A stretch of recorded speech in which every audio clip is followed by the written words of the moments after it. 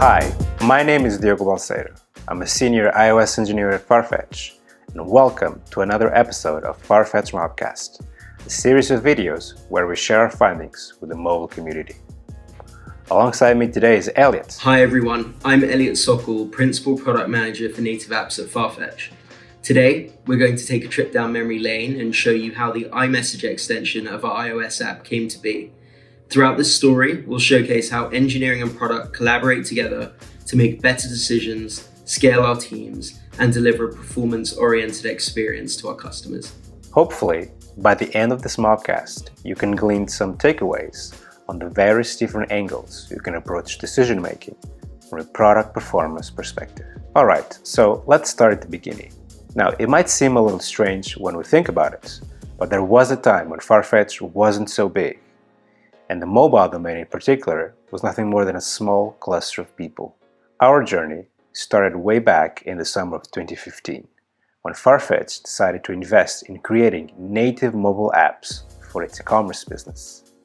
We onboarded a team of around 10 engineers, split between iOS and Android, and we were able to deliver the first versions of the apps later that same year. We took the year of 2016 and invested in stabilizing apps, cementing the foundation of its core flows and delivering a smooth experience. Now, after this initial period was over, we started looking into expanding the flows of the app and building in the nice-to-have interactions that customers have really come to expect from us. This meant that we needed to expand the teams beyond their original numbers, as only a few hires were made in 2016. This ambition, though, presented a challenge for us, as back then we had a single team per platform. These two teams entailed around 12 people, each composed of development engineers, QA testers, product managers, designers, and engineering managers. So ultimately, hiring more people really meant ballooning the size of these teams and decreasing their efficiency. So we looked into having multiple smaller teams instead of having a single big one. So to provide us with empirical experience, we created a pilot team on iOS and we gave it a task. The team would include just 5 people, 2 developers, 1 tester, 1 designer, and 1 product manager. The goal of the pilot was clear. Can a smaller team focus on a task, deliver it on time, all the while without losing context of the other colleagues that they have in other teams working on the wider and broader development activity in the app? Diogo, I realize this team is very dear to you. Yes, indeed, Elliot. You see, I was one of the 2 developers on that team. That was quite an interesting time, not only being a part of an experiment that could shape how our teams organize themselves, but also because the key result of that team was something unknown and exciting to us. That result was the creation of an iMessage extension. You see, iMessage extensions are a feature that was first released in iOS 10 in the fall of 2016 and allows us to extend our apps into iMessage and thus provide a more integrated product sharing experience. While we do have plenty of opportunities at FARFETCH to explore new things outside of the usual product roadmap using OKRs, we hadn't done anything yet regarding iMessage. So it was quite new and posed some interesting challenges and decisions regarding code modularity and architecture. That was quite a fun time. Well, maybe in another mobcast we can go into that in more detail. I think for now the main takeaway here is the experiment worked. Yep. Just like we imagined, the team was nimble and efficient in its processes and decision making.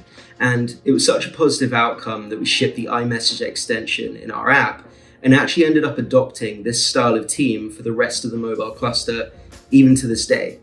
We dub these teams pods and we give them colors for names, so blue pod, red pods, green pods, etc. You get the point. Now we have around 70 engineers across 11 different pods, with more to join over the upcoming months. So now you're probably wondering why we're telling you about this iMessage extension. Well, to tell you that, we need to jump back in time a bit to the end of 2020. Towards the end of 2020, we were preparing a new release of the app like we do on many occasions. This time, however, one of our performance-related workflows picked up on an abnormal increase of the app binary size. It's quite alright for the app size to increase slightly with each release, as new code is added to the app at a faster rate than it gets deleted. However, this was a bit more than that, so we investigated it. It turned out that the iMessage extension was the aggrieved party in all this, not because its code changed, but one of its dependencies did. Now, we ended up fixing the issue and released the app version without a hitch. This all did, however, raise a tiny suspicion in my mind about just how well the extension was performing.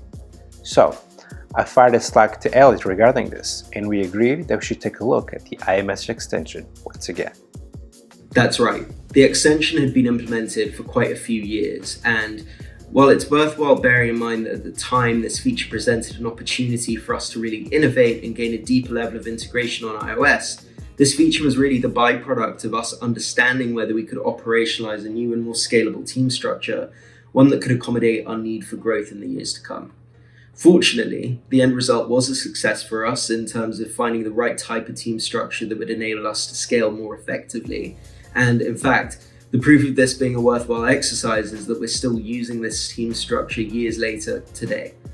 In terms of the iMessage extension, however, when we originally released the extension, we were bottlenecked somewhat by our performance tooling, and as this tooling developed over time, we started to benefit from much richer insights that could give us a better picture of both the customer engagement this was receiving, but crucially, as well, the performance impacts it had on the app.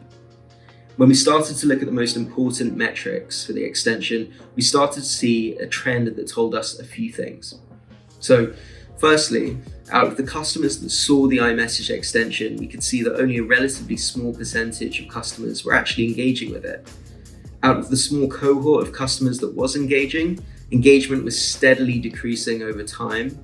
And importantly, we were only seeing a fraction of the open rate and traffic to FARFETCH that we would expect to see among these receiving our links from the iMessage extension, from receiving it from their friends, for instance. All of this coupled with the fact that we already had core share functionality that was already built into the app, and this feature overlapped with that functionality, meant that the future for the iMessage extension didn't look that promising.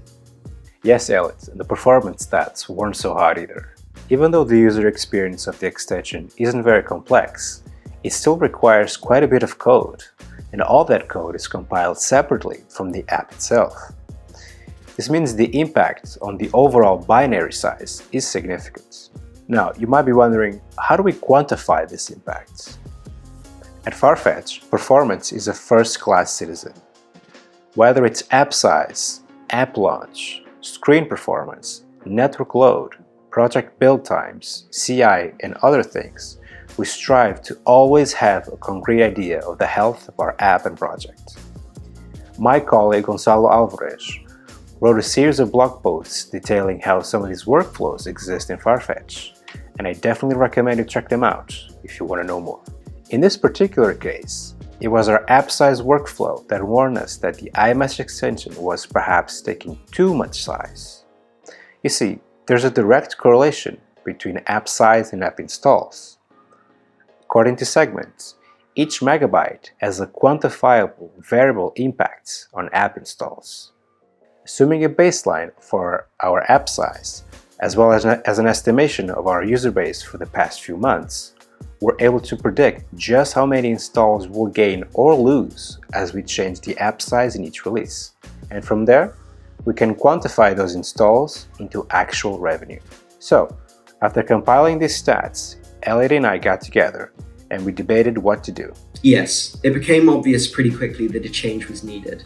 On the one hand, we have the cost of simply having the extension in the app bundle, and on the other hand, we have the revenue that's being driven by the product sharing of the extension. In the end though, there was just no denying that the cost far outweighed the benefit, and we couldn't justify keeping the iMessage extension around. So, after a bit of deliberation, we decided to move forward with an initiative to remove the extension from the app. And given the effort required to remove the extension was fairly small, specifically compared to the potential gain it provided, this initiative saw no resistance being added to the roadmap of our mobile domain and being prioritized quite favorably against other initiatives. The days of the iMessage extension were coming to an end, and Diogo, I know you had some mixed feelings about this. Yeah, it was bittersweet. I was looking forward to removing the extension because how much benefit we would gain in app size, but I was still a little bummed out that a feature that was so special to me would see its final days.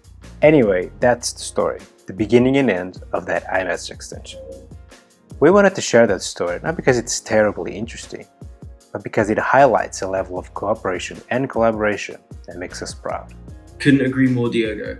I think the iMessage extension is a great example of how we had to navigate our way to a positive outcome for the app in a scenario where there isn't always a clear precedent for the product and engineering framework we really needed to use to make a good decision. This scenario was a particularly interesting one for us in that while we knew what the advantages of removing the extension would be, we had to remain fairly open and balanced to the possibility of new information coming to light that could change the eventual outcome on this. But that being said, I think all parties feel satisfied we made the right decision based on the most accurate and objective conclusion. Indeed. We know that engineering and product are the classic, always doomed to work together even if they don't enjoy it sometimes. However, at FARFETCH, we believe in that cooperation and collaboration and the good it can bring to our business. We do bump our heads sometimes, sure, but I believe that we have world-class engineering and product out there, and this story is but a small example of that. So, we hope you've enjoyed this video and took some ideas home with you. We'll see you in the next episode of the FARFETCH MOBCAST. Bye! See you!